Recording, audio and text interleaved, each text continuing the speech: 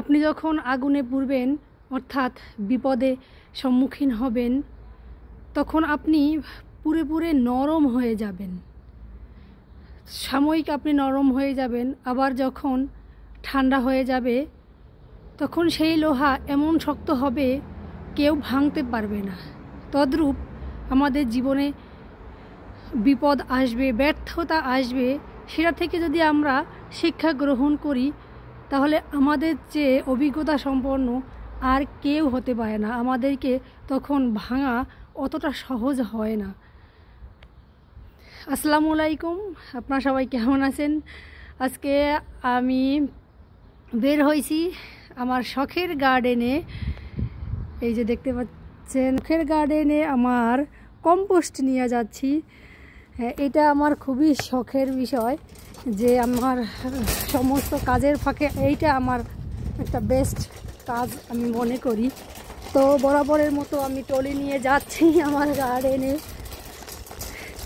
দুইটা মেয়েকে বাসায় রেখে ওর পাপার কাছে রেখে এখন চলছি আমার গার্ডেনে। আর মাত্র 3 মাস বাকি আছে আমাদের সামার আসতে, তারপরে আমার শুরু হবে গার্ডেনের কাজ আলহামদুলিল্লাহ। তো আমার খুবই ভালো লাগে। আসলে মানব জীবনে দুঃখ, কষ্ট, বাধা বিপত্তি সব কিছু আসবে। এইগুলোকে যদি আমরা ওভারকাম করতে পারি তাহলেই আমাদের জীবনে শান্তি আসে। আসলে এখন একটা জিনিস নিয়ে যদি আমরা চিন্তায় পড়ে যাই তাহলে কখনোই হয় না।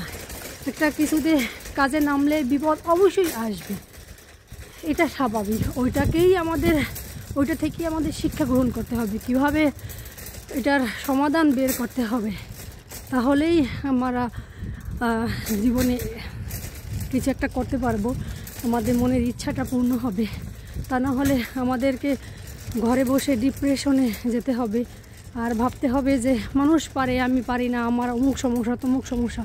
এটা কোনো সমস্যা না, কারণ সবার জীবনেই এরকম সব কিছু আসে, বাধা বিপত্তি সব আসে।